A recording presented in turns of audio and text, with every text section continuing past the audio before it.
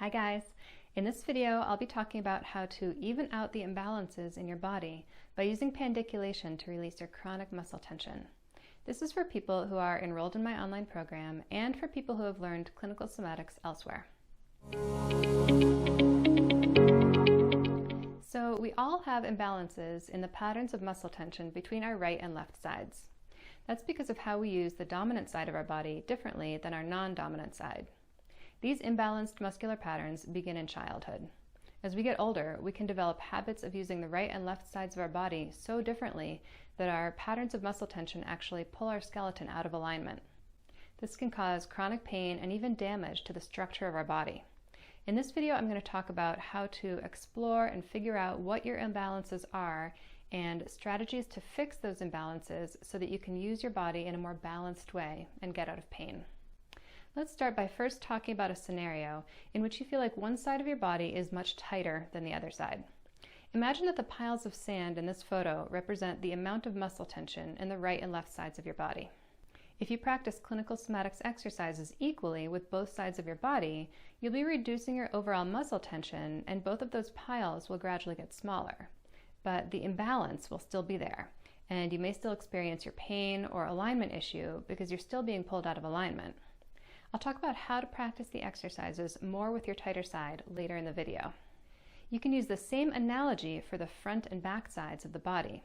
Imagine that there's more chronic tension in the muscles on the front of your body than the back. Then you'd be pulled forward into rounded posture or forward head posture. If there's more tension in the muscles on the back of your body, your back will be arched and you'll have disc problems, sciatica, or plantar fasciitis. This concept can be applied to smaller, specific areas of the body too. For example, the hip rotators. If you have more muscle tension in your external rotators than your internal rotators, then you might stand with your toes pointing outward. Your gluteal muscles might feel tight and sore, and you'd be at increased risk for hip, knee, and ankle issues because your legs are out of alignment.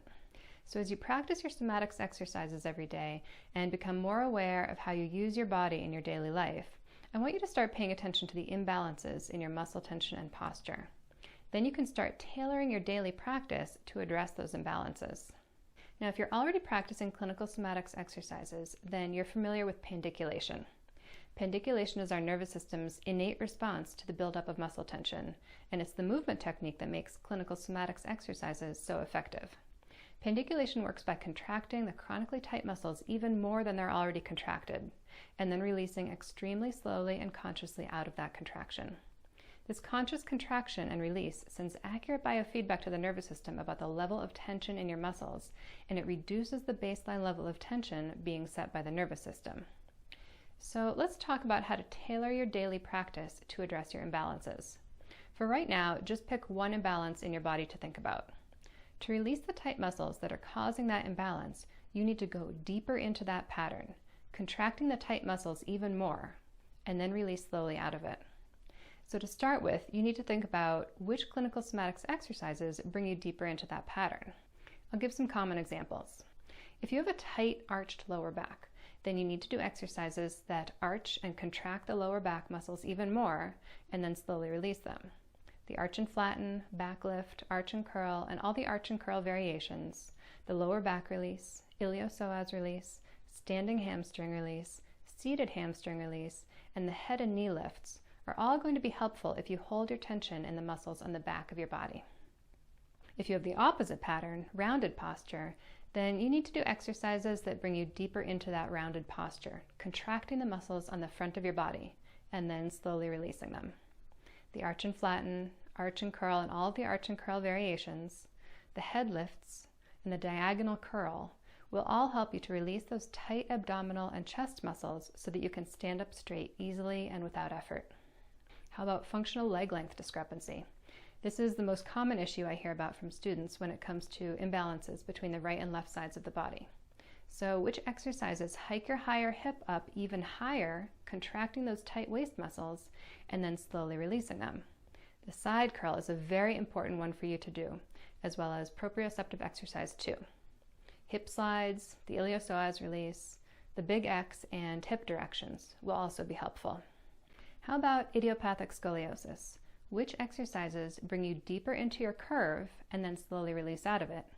If you have a lumbar or thoracic curve, the side curl is the most important movement for you to do every day. Proprioceptive exercises 2, 3, and 4 are also very important. Hip slides, the big X, and hip directions will also be helpful. If you have any of the conditions I just mentioned or any other diagnosed musculoskeletal condition, you can search my blog to find the article on it. And at the end of each article, there's a list of recommended exercises. So one way to even out the imbalances in your muscle tension is to start by spending more time and doing more repetitions with your tighter side or with the tighter areas of your body. Working more with your tighter areas will allow you to gradually even out the imbalance in muscle tension. So imagine that bigger pile of sand gradually getting smaller so that eventually they're the same size. So for example, if the muscles on the right side of your waist are tight, hiking up your right hip, then you should do the side curl more with your right side. So lying on your left side, curling up to the right side, contracting those tight muscles even more, and then slowly releasing them. You can also try doing the side curl only with your tighter side sometimes. If you have an imbalance like this between the right and left sides of your body, you will need to go back and forth, alternating your focus. You should start by focusing your practice on working more with your tighter or more problematic side. When you start feeling like you're making some progress in releasing those tight muscles, then spend some time working with your looser or better side. We all have patterns of chronic muscle tension on both sides of our bodies, and they're typically a little different, sometimes very different. Both sides of the body need to be released and retrained in order to fix pain and postural issues. The nervous system is best able to integrate changes in posture when you focus more on one side at a time. If you work equally with both sides of your body, you'll gradually reduce your overall muscle tension, but you may still be out of alignment. Don't get caught up in the number of repetitions you're doing or on the end goal of releasing your tension. This will make you rush through the movements and you won't get the benefit of the movements. These movements are about quality, not quantity. You'll get more benefit from doing one repetition extremely slowly and consciously than doing several repetitions more quickly. So when you're thinking about practicing the exercises more with one side of your body, remember that more includes more focus and more slowly. Another way to even out your imbalances is to learn from your more coordinated side. Do the exercise first with your good side. Notice how it feels and how you engage your muscles. Then do the exercise with your not so good side and try to mimic that sensation and muscular control. You can learn infinite things about your body by going back and forth like this, learning from your better side. As you release tight areas of your body, your proprioception will gradually adjust. But this adjustment doesn't happen immediately. So when you stand up after your practice, sometimes you might feel unbalanced or that your posture is incorrect. Your proprioception is your internal sense of your posture, which is created by information sent from sensory receptors in your muscles and joints. The central nervous system integrates information from your proprioceptive, visual, and vestibular systems to give you a sense of where your body is in space. Your sense of proprioception has adapted to the muscular imbalances in your body, and as you release your muscles, it will take time for your new posture to feel correct. Don't let this worry you. It's just part of the process of changing your habitual patterns. You can use the 4 proprioceptive exercises in my online program to compare how you feel internally to what you look like in the mirror, and that will help you to retrain your proprioception.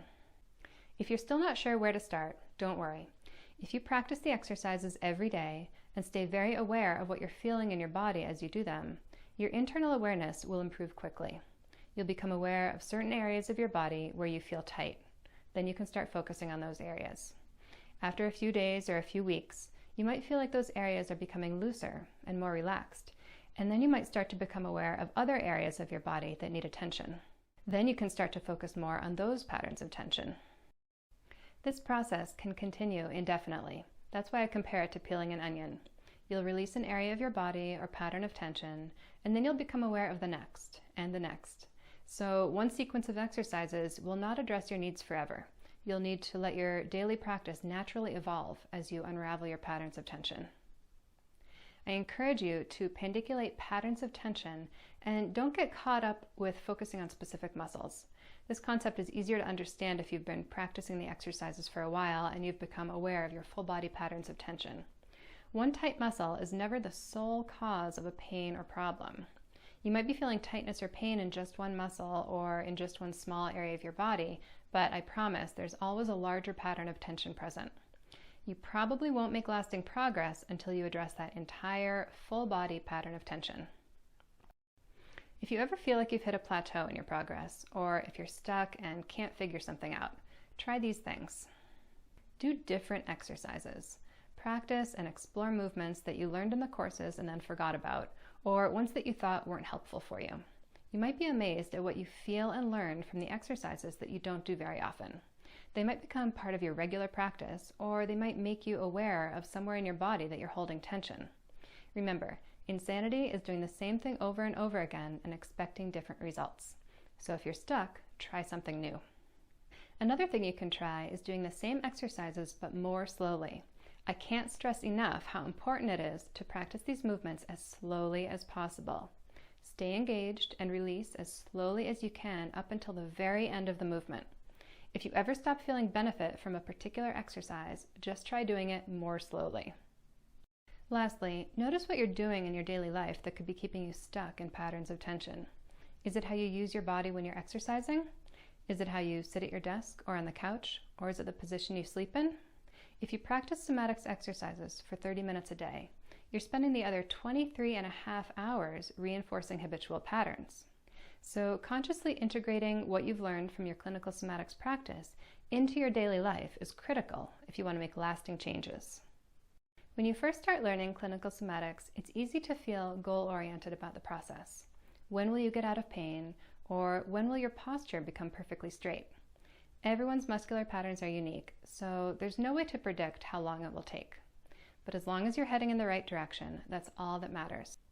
Once you slow down and focus on the process rather than the end goal, releasing long-held, complex patterns of muscle tension is actually a lot of fun.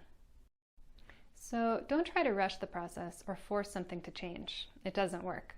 You have to relax, stay aware, and allow change to happen.